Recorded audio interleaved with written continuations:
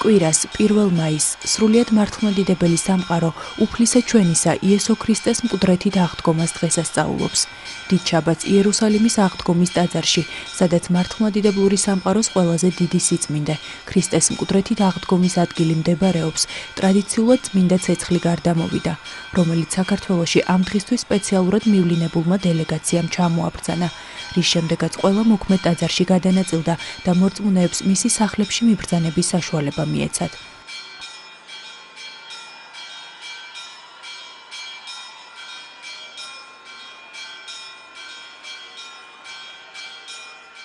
აღდგომის ბრწყინვალე დღესასწაულთან დაკავშირებით ყოვლადწმინდა სამების სახელობის საპატრიარქო ტაძარში სადღესასწაულო მსახურება 23 საათზე დაიწყო.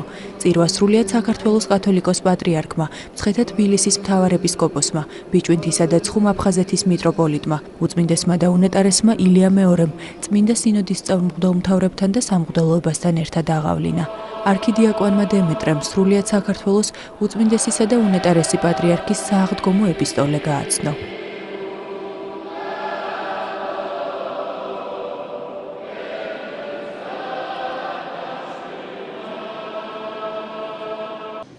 სააღდგომო ეპისტოლე უწმინდესისა და უნეტარესის სრულიად საქართველოს კათოლიკოს პატრიარქის ილია მეორისა. დამიხსნის მეუფალი ყოველი ბოროტის საქმისგან და მაცხონებს მე თავის ზეციურ სასუფეველში. ყოვლად სამდელანო მღვდელმთავარნო, ღირსნო მოძღვარნო, დიაკონო, ბერმონაზონო, საერო დასნო, საყვარელნო, დანო და ძმანო. ქრისტე აღდგა. ქრისტე აღდგა. გუგუნებენ ეკლესიის ზარები. ქრისტე აღდგა. დღესასწაულობს ცა და ქვეყანა. ქრისტე აღდგა. სიხარულით ვღაღადებთ ჩვენს და არა მიწიერი გრძნობით აქვსილნი ბოროტების ბატონობის დასრულებას ვზეიმობთ. სადა არ სიკვდილო საწერტელი შენი, სადა არ ჯოჯოხეთო ძლევა შენი. დღეს ყველა ბედნიერია, დიდარი თუ ღარიბი, მოხუცი თუ ახალგაზრდა, ჯანმრთელი თუ სნეული, ურწმუნო ადამიანიც კი სხვა გრძნობითაა გამსჭვალული. რატომ არის ასეთი ყოვლის მომცველი ეს ზეიმი? იმიტომ რომ მაცხოვარმა აღდგომით ზეცის კარიბჭენი გახსნა ყველასთვის და ადამიანის მთელი მოდგმა ადამიანის ცოდვის გამომსყიდველს შეხარის. მაგრამ რის ფასად მოგვენიჭა ეს ბედნიერება? შენთვის ღმერთი შენი ვიქმენ ძეთ შენდა, შენთვის უმაღლესი ზესწნელთა გარდა მოვხეთ ქვეყანად და ქვეყანით შთავხეთ ქვეშე ქვეყანისა, რათა ხსნილებისაგან არ გადჯინო. კითხულობთ დიდი შაბათის საკითხავებში. დიახ, ცოდვის არ მცოდნე, ცოდვის მსხვერპლი გახდა ჩვენი გულისთვის, რათა მასში ღმერთის სიმართლეთ ქცეულიყავით. ამ მოვლენის არსი რომ ნაწილობრივ მაინც გავაცნობიეროთ, ჯერ სულიერად გოლგოთას უნდა მივიახლოთ, სადაც ჯვარცმულ მაცხოვართან ერთად ორი დამნაშავეა გაკრული ძელზე. ორი ავაზაკი ცოდვები და უკეთურებებით იყო სავსე, მაგრამ სრულიად განსხვავდებოდნენ ერთმანეთისგან. ერთი შეურაცხყოფდა უფალს და დასცინოდა მას, მეორე კი თავის ხვედრს სამართლიანად მიიჩნევდა და სთხოვდა იესოს შეწყალებას. დიადი რწმენა, ასე ახასიათებენ წმინდა მამები მეორე ავაზაკის ამ მდგომარეობას.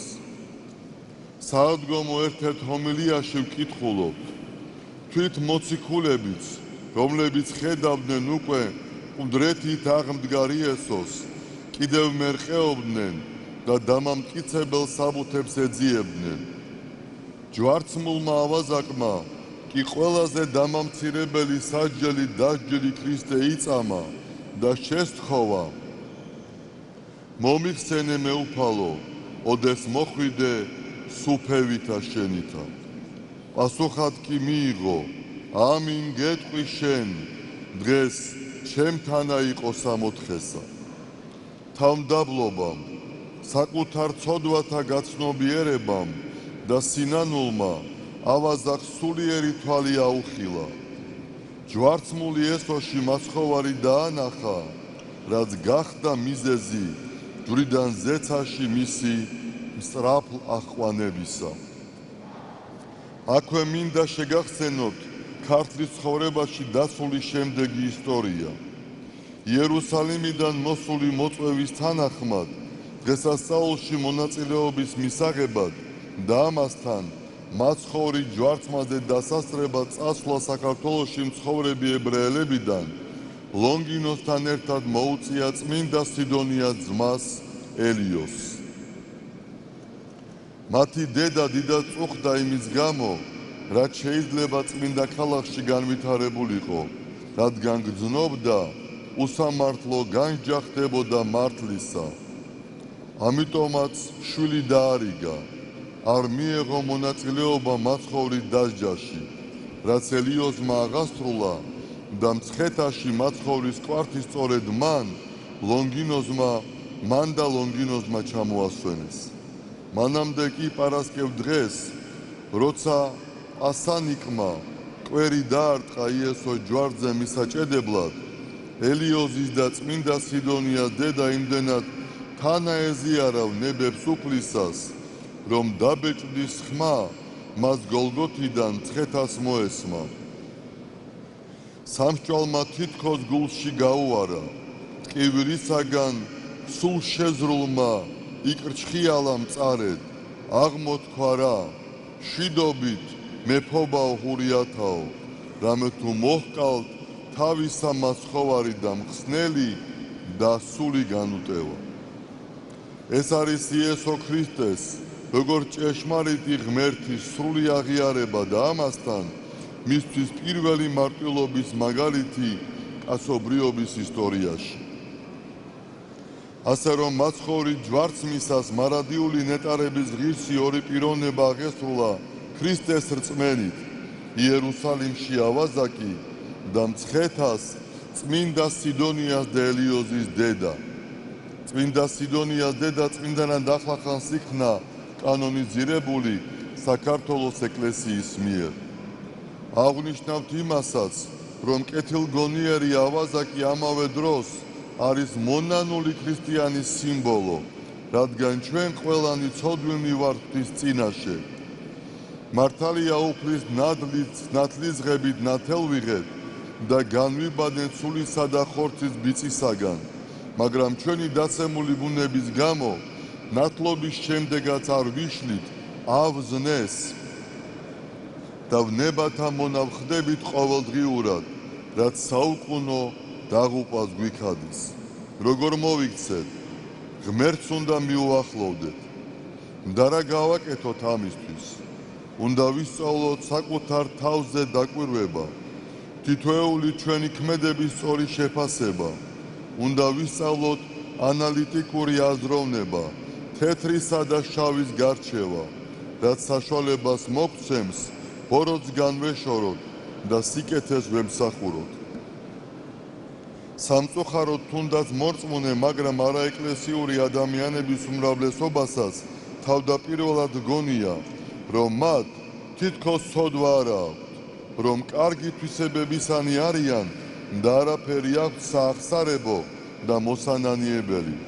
მაშინ როდესაც მართლაც წმინდა ცხოვრნები გულწრფელად მიიჩნევენ, რომ უღირსია და მათზე ცოდვილი სხვა არავინაა. ასე რატომ ხდება? შეგახსენეთ აბა დოროთეს საუბარს ქალაქ ღაზას ერთ წარჩინებულ ფრიად გავლენიან მოქალაქესთან. როგორად მიგაჩნია შენი თავი ამ ქალაქში? ჰკითხა მას წმინდანმა. ფაქტია, ყველა მიცნობს და მაფასებს, იყო პასუხი. თუ კესარიაში წახვალ, იქ როგორად მიიჩნევენ შენს თავს? იქაურ დიდებულთა შორის უმცირესად. ანტიოქიაში თუ იქნები, ჩვეულებრივ მოქალაქედ და თუ კონსტანტინოპოლში მეფის კარზე მოხვდებოდი, გლახაკად და არაფრის მქონედ. ასე არის ნებისმიერი ადამიანის უთხრა აბა დოროთემ. რაც უფრო უახლოვდება ღმერთს, მით ხედავს თავის არარაობას და უღირსებას. ხოლო ვინც მისგან შორს არის, თავის ცხოვრებით თავმომწონეობს. ჩვენ უნდა დავიწყოთ ჩვენი თავის შეცნობა და ჩვენი სისუსტეებისა და ნაკლულოვანებების გაცნობიერება. როგორც წმინდა მამები აღნიშნავენ, მომაკვდინებელი ნებების შემდეგია გემოთმოყვარება, სიძვა, ვერცხლის მოყვარება, მრისხანება, მოწყინება, უიმედობა, დიდების მოყვარეობა და ამპარტავნება, სხვა ყველაფერი მათგან მომდინარეობს. ამა თუ იმ ცოდვამ ადამიანში თუ ღრმად გაიდგა ფესვი, მას დამღუპელი ზემოქმედება აქვს. ამიტომაც ნუ იფიქრებ, რომ თუ შენ მაგალითად კეთილი ხარ, მაგრამ ლოთი, ეს ცოდვა მძიმედ არ იმოქმედებს შენს მომავალ ცხოვრებაზე. ან თუ გონიერი ხარ, მაგრამ შურით სავსე, ეს ხელს არ შეგიშლის ცხონებაში. ვინც თქვა არ იმრუშო, ისის თქვა არაკასკლა. ამიტომ თუ არ იმრუშებ, მაგრამ კაცს მოკლავ, ჯულის დამრღვევი ხარ. ამასთან ნებებს შორის უხილავი მტკიცე მიზეშედეგობრივი კავშირია და თუ ადამიანი ერთ-ერთმა მათგანმა ჩაითრია, ის ერთი სხვა ნებებსაც მოიზიდავს. თუმცა როგორც ერთი ცოდვა შობს მეორეს, ასეთივე თვისებისაა ქრისტიანული სიკეთენიც. იცოდე ერთ თვისსათნო საქმეში თუ გამტკიცდები, სხვა სათნოებებსაც შედარებით ადვილად მოიპოვებ. მოწაფის კითხვაზე, რა გავაკეთო, რომ ღმერთის სათნო ვეყო, ცნობილმა ბერმა უპასუხა: განა ყველა კეთილი საქმე კეთილი არ არის? აბრაამი იყო სტუმართმოყვარე და ღმერთი იყო მასთან. დავით მეფე იყო მშვიდი და ღმერთი იყო მასთან. შენს დაუკვირდი, რომელი ქველი საქმისკენ ისწრაფის ჩვენი სული. აკეთე იგი ღვთის სადიდებლად და სხვა მადლიც განმრავლდება შენში. ოღონდ უპირველეს ყოვლისა მოიპოვეს სინანული და თავმდაბლობა, რაც არის ქრისტიანული ცხოვრების საფუძველი. შეინანეთ, ქადაგებდა წმინდა იოანე ნათლისმცემელი. შეინანეთ, რამე თუ მოახლოებულ არ სასუფეველი ცათა, მოუწოდებდა და მოუწოდებს მაცხოვარი და ამასთან გვაფრთხილებს. ყავთ ნაყოფი ღირსი სინანულისა, რაც ნიშნავს იმას, რომ სინანული ჩადენილი ცოდვით ტოლფასი უნდა იყოს, უნდა ჭარბობდეს ან დაჭარბობდეს მას, თუ გვინდა, რომ აღიხოცოს იგი ჩვენი სულიდან. გავიხსენოთ მეზვერე ზაქე წმინდა სახარებიდან. უფალთან შეხვედრამ იგი ისე შეცვალა, რომ უფალს აღუთქვა, მებაჟეობისას ხალხისგან უსამართლო წართმეულ ზედმეს 4 წილად დაუბრუნებდა უკან ყველას, რადგან იგრძნო თავისი დანაშაულის სიმძიმე. ღმერთს უყვარს გულწრფელად მონანული ასეთი ადამიანი, უყვარს იმდენად, რომ მისი მოწყალება ფარავს ყველაზე დიდ და მძიმე ცოდვებსაც კი. როგორ მივხვდეთ, ცოდვით ტოლფასია თუ არა ჩვენი სინანული? თუ შედეგად ჩვენში ხდება ცოდვასთან სრული განშორება და აზროვნების და ცხოვრების წესის შეცვლა, მიზნისთვის მიგვიღწევია. ასეთი სინანული არის სინდისის გამწმენდელი და აღმადგინებელი ძალა სულიერი სიმშვიდის მომნიჭებელი და სასწაულს მოქმედების უნარის მქონე მადლი, ღვთის მოწყალების გამღები ერთადერთი კარი. სულიერი თვალის ახლა ზოგიერთ პიროვნებაში ნელ-ნელა ხდება, ზოგიერთში კი ერთბაშად. თუმცა ორივე შემთხვევაში სიწმინდის შენარჩუნება სერიოზულ ძალისხმევას მოითხოვს. ამ ბრძოლაში დიდ შეცდომას დავუშვებთ, თუ მხოლოდ ჩვენს თავს დავეყრდნობით, არამედ მუდმივად უნდა ვლოცულობდეთ და უფალს ვუხმობდეთ, რადგან მხოლოდ იგია ბოროტის შემოსვლელი და ჩვენი განმაძლიერებელი. არ შეუშინდეთ დროებით წარუმატებლობას. წმინდა მამები გვასწავლიან, რომ ის კი არ არის საშიში, თუ ნებები გვებრძვის და ჩვენც ვებრძვით მათ, არამედ ისეთი მდგომარეობა, როცა ვემორჩილებით სხვადასხვა ნებას და წინააღმდეგობის გაწევის სურვილი აღარ გვაქვს. უბედურება იმაში კი არ არის, რომ შევცოდე, არამედ იმაში, რომ დაცემულს ადგომა არ გინდა. უბედურება ის კი არ არის, რომ ნებებმა დროებით დაგძლია, არამედ ის, რომ ცოდვაში ცხოვრება მოგწონს და ჯიუტად აღძელებ ასეთ ყოფას და სხვათა ზღუპავ. ზოგს მიაჩნია, რომ ღვთისმცნებები დათვა ძნელია და რადგან ამის უნარი არ აქვს, ურჩევნია ძველებურად განაგრძოს ცხოვრება. თუმცა იცის, რომ სწორად არ იქცევა. დიდი ნაწილი კი ფიქრობს, რომ მისთვის მთავარია დღეს არ ქონდეს ყველაფერი, აქ იგემოს ყველა შესაძლო სიამონებას და განსასწრებით, რადგან რა იქნება გარდაცვალების შემდეგ, არ იცის და არ ესმის.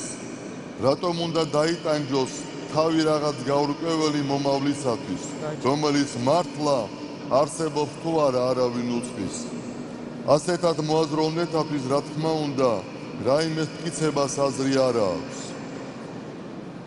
ისინი იმასაც ვერ ხვდებიან, რომ თუ ჩვენ მხოლოდ ამ ქვეყნიური ცხოვრებისათვის ვიყავით შექმნილნი, მაშინ წესით სიკვდილი არ უნდა ყოფილიყო და ჩვენი ყოფაც აქ, ამ მიწაზე დაუსრულებლად უნდა გაგრძელებულიყო. ხმელეთისა და ზღვის ქვეშეთი, ფლორა და ფაუნა, მზის გალაქტიკა, სხვაზე რომ არაფერი ვთქვათ, მთელი თავისი ურთულესი მექანიზმებით, ნუ თუ მარტო იმისთვის შეიქმნა, რომ ჩვენ ამ გარემოში 40, 80 თუ 100 წელი დავყოთ ხოლოდ და მერე უკვალოდ გავქრეთ, ეს ხომ უაზრობაა. ნუ მივემსგავსებით მაცხოვრის გვერდით ჯვარცმულ იმ ავაზაკს, რომელმა მთელი სიცოცხლის მანძილზეც და ძელზე ყოფნისასაც ვერ გაიგო, რა იყო სიცოცხლის აზრი. ვერც ქრისტე შეიცნო და კიდევ უარესი, ბოლომდე შეურაცხყოფდა და დასცინოდა მას. ღმერთმა ყველა დაიფაროს ამ მდგომარეობისაგან. თუ ძელზედ გაკრული მეორე ავაზაკი სიმბოლოა მორწმუნე და მონანური საზოგადოებისა, თაებრივი ცეცხლი ჩამოგზავნდა იერუსალიმიდან, ჯვარი გეწეროთ, ნათელი ქრისტესი განგვანათლებს ყოველთა. ამინ.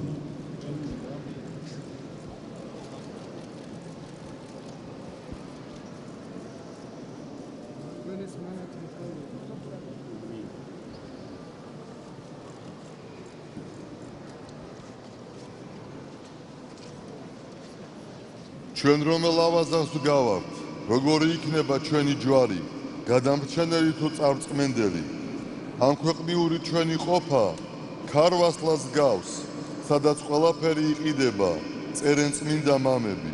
წაროვალი ბედნიერების შეძენა თუ გსურთ, წარმავალი დროებითი სიკეთენი უნდა დათმოთ, რადგან იგი მხოლოდ ასეთი საფასურით მოიპოვება, მაგრამ თუ ამ შესაძლებლობას ახლა ხელიდან გავუშვებთ, მას სამუდამოდ დავკარგავთ, რადგან ასეთი საშუალება აღარასოდეს გვექნება.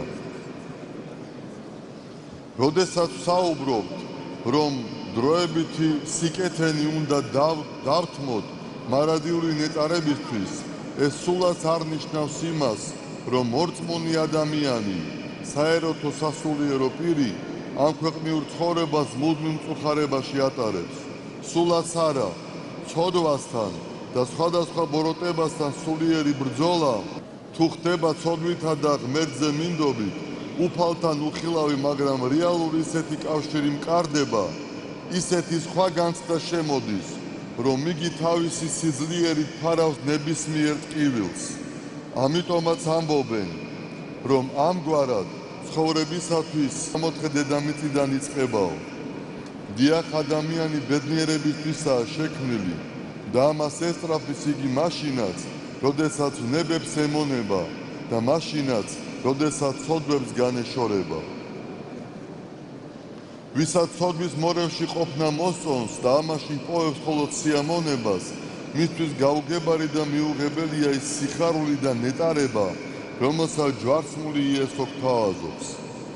მას სხვა ვერაფრით დავეხმარებით, გარდა ლოცვისა და ჩვენ შევთხოვოთ ადგომილ მაცხოვას, ყველას გაუნათოს გული და გონება, წარუმატებელი ბედნიერების შესაგრძნობად. როგორც აღნიშნეთ, ქრისტიანული ცხოვრება სერიოზული პრობლემებით დაძლევას გულისხმობს. რა თქმა უნდა, ამ გზაზე ხშირად ხდება ცილის წამება, ღვაწლი, გაჭირვება, შური და დგება ისეთი მომენტებიც, როცა ჩვენც აღმოხდება, მამაო ჩემო, თუ შესაძლებელია ამარიდე ეს სასმის, ან და ღმერთო ჩემო, რა ისათვის დამიტევებ მე. მაგრამ ყოველთვის უნდა გვახსოვდეს, რომ ღმერთი იმაზე დიდ ჯვარს არ მოგცემს, რისი ტვირთვაც არ ძალგვიც. ამიტომაც გაჭირვების ჟამს მასვე უნდა მივმართოთ, სულიერი ღვაწლი განვაძლიეროთ და პრობლემები მალევე დაიძლევა. გამოუვალი მდგომარეობა არ არსებობს. ხოლო ის, ვინც სისუსტის, შიშის თუ სხვა რაიმე მიზეზის გამო თვითმკვლელობით ამთავრებს სიცოცხლეს, თულ სიტუაციას კი არ განერიდება, არამედ მარადიული ტანჯვის მორევში შედის. ამიტომაც ვისაც ასეთი ფიქრები გაუჩნდება, სწრაფ უნდა მოიშოროს თავიდან, მოძღვართან მივიდეს, აღსარება თქვას, რათა სულიერად განმტკიცდეს და ბოროტის მართლხებისგან თავი დაიცვას. სამწუხაროდ ბოლო დროს თვითმკვლელობის ფაქტები განსაკუთრებით გახშირდა გარდამავალი ასაკის ახალგაზრდებს შორის. მათში ემოციური ფონი გაძლიერებულია, ამასთან გარემოს შეცნობისა და ძიების პროცესი მიმდინარეობს, რასაც შეიძლება არასწორი მიმართულება მიეცეს. ამიტომაც ჩვენს გოგონებსა და ვაჟებს ამ პერიოდში მშობლებისაგან მეტი ყურადღება სჭირდებათ. მართალია ეკონომიურმა გაჭირვებამ დედას და მამას აიძულა, რომ ლუქმა პურის საშონლად მთელი დღე სახლიდან გარეთ დაჰყონ, მაგრამ შულზე მზრუნველობა უმთავრესია და აქ როგორც ქალის, ისე მამაკაცის პასუხისმგებლობა თანაბარია. მოზარდებისათვის ყურადღების მიქცევა კასრ მოპყრობას არ გულისხმობს. პირიქით, ეს ისეთი ასაკია, როდესაც თქვენ, მშობლები, მათ მეგობრებად უნდა ექცეთ, მეტი სითბო აჩვენოთ, დაინტერესდეთ მათი მიზნებით, ცხოვრების წესით, სამეგობრო წრით, რომ თანადგომად მიგიღონ და გულახდილნი გახდნენ, ეს თქვენთვისაც აუცილებელია და მათთვისაც. აქვე შევეხები ქუჩის ბავშვების პრობლემას. ისინი ჩვენი ხვალინდელი დღის შემოქმედი იქნებიან და ბუნებრივია, მეტად მნიშვნელოვანია თუ როგორი პიროვნებება ჩამოყალიბდებიან. უკვე 21 წელია ამ მიმართულებით იღწვის ჩვენი ეკლესია, სათანადო ორგანიზაციები, არასამთავრობო სექტორი, ხელისუფლება ამ თემაზე კარგახანია სერიოზულად მუშაობს. ჩვენ მზად ვართ მომავალშიც. შესაძლებლობისამებრ გვერდში დავუდგებით მათ. უმეთვალყურეოდ დარჩენილი პატარები ქუჩაში არ უნდა ცხოვრობდნენ და ამას მალე უნდა მივახციოთ. ეკლესიას დიდი სურვილია ზრუნველობა გაუწიოს იმ ახალგაზრდებს, რომელთაც ასაკის გამო ბავშვთა სახლებში აღარ აჩერებენ. წასასვლელიც არ სადავ და არ ცხოვრებისათვის არიან მომზადებულნი. დღეს გამოვყავით როგორც ტერიტორია, ასევე შენობა და არასამთავრობო სექტორთან, ჯანდაცვის სამინისტროსა და მერიასთან თანამშრომლობით, ფიქრობ, აქ გავხსნათ სახელობო პროფესიული სასწავლებელი, სადაც 18 წლის გოგონებისა და ვაჟების გარკვეული რაოდენობა 23 წლამდე იცხოვრებს კიდეც და დამოუკიდებელი არსებობისთვისაც მოემზადება. ეს რა თქმა უნდა მეტად მცირეა იმ საქმესთან შედარებით, რაც გასაკეთებელია, როგორც ეკლესიის, ისე სახელმწიფოს მხრიდან. მრავალ პრობლემას ეშველება, თუ მოსახლეობა დასაქმდება, თუ მცირე ბიზნესი განვითარდება და სოფლის მეურნეობა აღორძინდება. მეტი გასაგანი უნდა მიეცეს მინანქრის, ოქროსა და ვერცხლის დამუშავებას, მზისა და ქარის ენერგიის გამოყენებას, წყლის ექსპორტს, კერამიკის, შუშისა და თიხის წარმოებას, მცირე ჰესების მშენებლობას, ტურიზმს და სხვა. სამწუხაროა, მაგრამ ფაქტია, რომ დღეისათვის საქართველოს შემოაქვს სოფლის მეურნეობის კვების პროდუქტების 80%. არადა ქვეყანას აქვს რეალური შესაძლებლობა იმისა, რომ სრულად დააკმაყოფილოს მოსახლეობის მოთხოვნილება და მის გატანაზეც იფიქროს. ამისთვის უნდა გაძლიერდეს როგორც ოჯახური მეურნეობები და წახალისდეს სხვა კერძო ინიციატივები. ადგილზე უნდა აშენდეს გადამამუშავებელი მცირე საწარმოები, შეიქმნას მექანიზირებული ჯგუფები, რომლებიც სოფლებს მოემსახურებიან. სასურველი იქნება თუ თითოეულ რეგიონს თანხის გარკვეული რაოდენობა გამოეყოფა და თავდაპირველად სახელმწიფოვე იზრუნებს გასაღებაზე ორიენტირებული და ამ ხარისათვის ყველაზე მომგებიანი მიმართულებების განვითარებებს. მოსახლეობას ბიზგის და ორიენტაციის მიცემა სჭირდება. გონივრული დახმარება უნდა, რომ თავისი შრომის ნაყოფი დაინახოს და იგრძნოს, რომ მისი საქმიანობა შედეგის მომტანია. მაშინ ქვეყანა მალევე დაიწყებს აღორძინებას და ხალხში შრომის სიყვარული აღდგება. საყოველთაო ჯანდაცვა, მთის კანონი, სოფლის მეურნეობის განვითარების მიზნით დაგეგმილი ღონისძიებები იმედით განგვაწყობს, თუმცა მათ მიერ განსახორციელებელი დახმარებების თაობაზე ხალხის ინფორმაციულობა მეტი უნდა იყოს, რომ მოსახლეობამ სრულად გამოიყენოს არსებული შესაძლებლობები. ჩვენთვის ამ ქვეყნად მოცემული სიცოცხლის დრო უდიდესი დატვირთვისაა, რადგან ყოველი ადამიანისათვის ამ პერიოდში ხდება მარადიული ნეტარებების მოპოვება ან დაკარგვა. სწორედ რომ ვიცხოვროთ, ფიზიკური, ინტელექტუალური და სულიერი შრომა უნდა შევუთავსოთ ერთმანეთს და ამასთან უნდა ვიცოდეთ ისიც, რომ ყოველი დროს თავისი მახასიათებელი აქვს. იგი ამა თუ იმ მიმართულებას ხელს უწყობს ან უგულებელყოფს, უნდა გავაცნობიეროთ, როგორია ჩვენი დროის შემოთავაზება, რომ ადვილად განსაზღვროთ ჩვენი ადგილი ამ სამყაროში და ვუპასუხოთ მის გამოწვევებს. თანამედროვეობამ სიახლის სახელით წინ წამოწია მეს პრინციპი, გართობა, ბუნდოვანი აზროვნება, ვულგარული მეტყველება, აქცენტი ნაწილზე და არა მთელზე, ანუ ის, რასაც აქვს არა დიდი დატვირთვა, არამედ და არა სიღრმე. სანაცვლოდ დამამცირებლად წარმოაჩენენ ისეთ ცნებებს, როგორიცაა ჭეშმარიტება, ღირსება, გონიერება, სამშობლო, მოყვასი და სხვა. ასეთი ტენდენციები ახალგაზრდას პიროვნებად კი არა, მასის ნაწილად აყალიბებს და საშუალო დონის ყველაფრის შემგუებელ არსებად აქცევს, რომელიც ცხოვრობს დღევანდელი დღით და მომავალი არ აინტერესებს. შენ არ აღწევ სოფლის დინებას და მისგან შემოთავაზებული განწყობას. ამ სოფლის სული არის სული სისრუისა, იგი დღეს ერთ რამეს განადიდებს, ხვალ სხვას. განაჩვენ მოწმენი არა ვართ იმისა, რომ რაც საზოგადოების ნაწილს 10, 20, 40 წლის წინ კარგად და მისაბაძად მიაჩნდა, დღეს მას დასცინიან. ასევე იქნება ცოტა ხნის შემდეგ იმ ფასეულობების მიმართ, რასაც იგი დღეს ხოტბას ასხამს. შენ იფიქრე მარადიულ ღირებულებებზე და ეცადე, შენი მეობა, შენი ღირსება არასოდეს დაკარგო, უფლისწინებები იყოს შენი წარმართველი. ეცადე შენი შესაძლებლობის მიხედვით მაქსიმუმი გაიღო. ამასთან ზომიერება შეინარჩუნე, გააკეთე ისე, რომ შენმა სწორმაქმედებამ სიხარული მოგიტანოს და არა შფოთი და ასე ნელ-ნელა გამტკიცდების სათნოებაში. მიემსგავსე ლოტს, რომელიც ცხოვრობდა სოდომში, სადაც ყველა უკანონობას ჩადიოდა, მაგრამ იგი სხვებივით არ იქცეოდა, არამედ აკეთებდა იმას, რაც ღვთისთვის სათნო იყო, ამიტომაც გადარჩა. ისწავლე ლოცვა საუბარია ღმერთთან, გულის ნადების მის წინაშე გამფენაა, საკუთარი თავის მის შვილად შეცნობა და ღვთის მადლისა და შეწევნის მოპოვებაა.